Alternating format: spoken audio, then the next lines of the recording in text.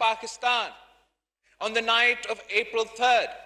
on the night of April 9th and April 10th, और April 10th से लेके आज तक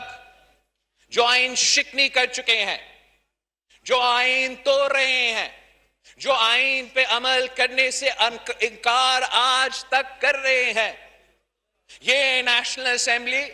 ये पार्लियामान कैसे इस किस्म के हमले को इग्नोर कर सकते हैं? जनाब स्पीकर, हमारा आइन को एक कागज का टुकड़ा समझ के हमारा तारीख में भरा गया है। हम समझते हैं कि on the night of April 3rd, on the night of April 8th and 9th, and आज तक उस आइन पे हमले हो रहे हैं,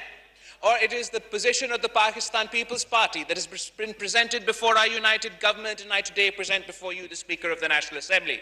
that this House must form a high-level parliamentary commission or committee to investigate the events leading up to April 3rd, post-April 3rd, of the night of April 9th and April 10th, और जो उसके बाद आज तक होता आ रहा है, और पंजाब में जो गेम हम देख रहे हैं। अगर मैं ये आपके सामने नहीं कह रहा हूं कि जुर्म ये हुआ है और जुर्म का सजा ये है और हुकूमत को फौरन इन जुर्म के मुताबिक केसेस लॉन्च करना चाहिए। मैं आपके सामने ये केस प्रेजेंट कर रहा हूं कि हमें इन हमले को सीरियसली लेते हुए एक कमीशन बनाना चाहिए, इन्वेस्टिगेट करना चाहिए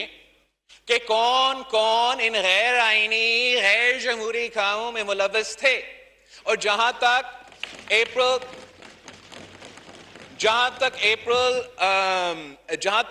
3rd की इंसिडेंस है, वहां तो सुप्रीम कोर्ट ने अपना फैसला में साफ बता दिया कि गैर आईनी काम हुआ था, लेकिन आगे जाके जिस तरीके से उन कोर्ट्स के ऑर्डर्स पे अमल नहीं हो रहा था, और जो भी वो तसलसल था, जिस तरीके से